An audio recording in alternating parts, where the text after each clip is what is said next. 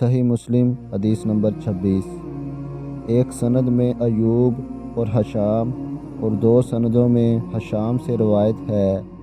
انہوں نے محمد بن سیرین سے روایت کی، کہا یہ علم دین ہے،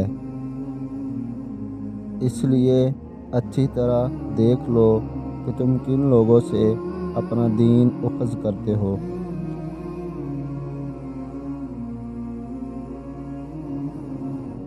میرے نبی کریم صلی اللہ علیہ وآلہ وسلم کا فرمان ہے کہ تازہ رہے اس شخص کا چہرہ جو میری ایک حدیث سنے اور اسے دوسروں تک پہنچائے۔